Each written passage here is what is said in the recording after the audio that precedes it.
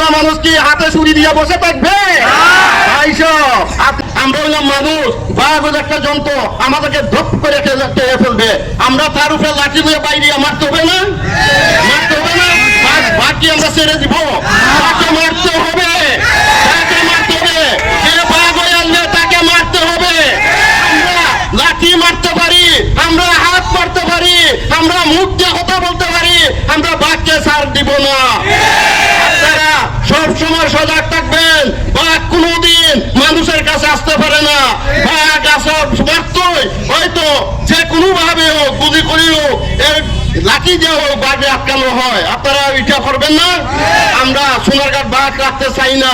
বাঘ যে জঙ্গলে চলে যাও, বাঘ আমাদের সোনারঘাট উপজেলাবাসী মানুষের কাছে আমরা রাখতে চাই না।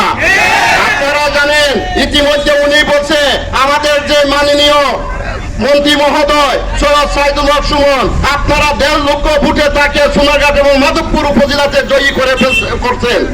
উনি আমাদের জন্য একজন সম্মানিত ব্যক্তি, উনিও সৈয়দ পরিবারের ব্যক্তি। উনার বাপ্পা খুব ভালো লোক ছিল এবং উনার হাব্বার যে নাম ইজ্জত ছিল সোনারঘাটে, তোমার হাব্বার নাম ইজ্জত ছিল না। উনার ছেলেকে নিয়ে অনেক খেলছো, আর খেলবা না। যারো সন্তান পর্যন্ত বলছো আর পারবা না।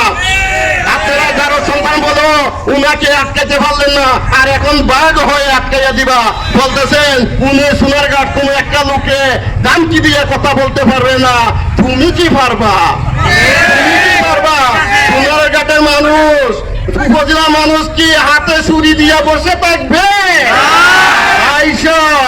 আপনারা আমরা কিন্তু ইলেকশন করছেন, আমরাও সাপোর্ট করছি, কিন্তু এখন সৈয়দ লিয়াকত হাসান আপনার বিরুদ্ধে কোনো কথা বলে না।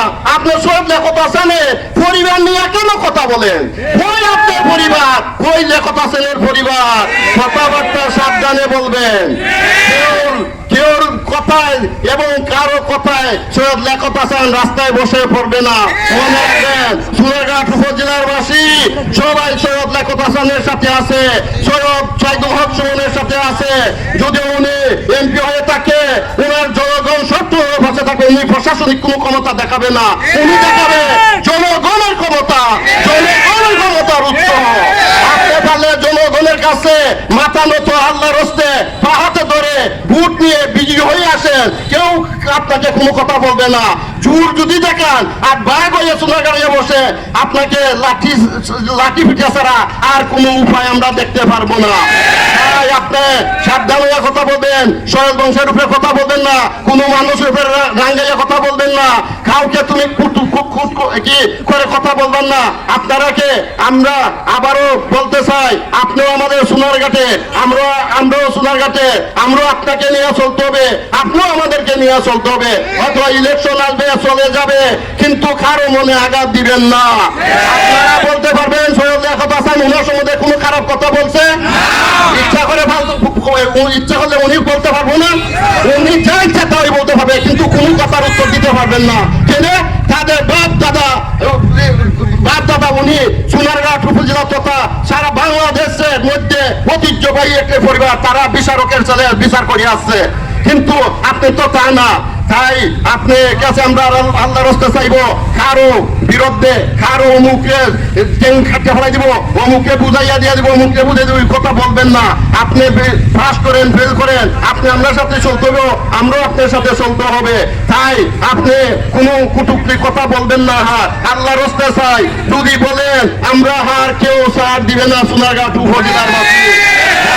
আপনারা সবাইকে এখানে দুর্গাপুর, রামসিরি, জিকুয়া, মাধবপুর, আপনারা যারা আছেন সবাই কাছে আমি একটা অনুরোধ করব, আগামী 5 তারিখে গুরু মার্কায় আপনারা ভোট দিয়ে আপনাদের একজন ভালো লোক সৈয়দ লিয়াকত হাসানকে একজন সৈয়দ সাইদুল হক সুমনের সাথে উপজেলা চেয়ারম্যান বানিয়ে দেন, এবং উপজেলার যে রকম সৈয়দ লিয়াকত হাসান একজন ভালো মানুষ হিসাবে যাবে, একজন এমপিও আমাদের সৈয়দ সাইদুল হক সুমন সৈয়দের সুন্দর করিয়া আমাদের উপজেলাটাকে এমন সুন্দর একটি পরিবেশ করে তুলবে, যা সারা বাংলাদেশের মধ্যে একটি মডেল উপজেলা হয়ে দাঁড়াবে।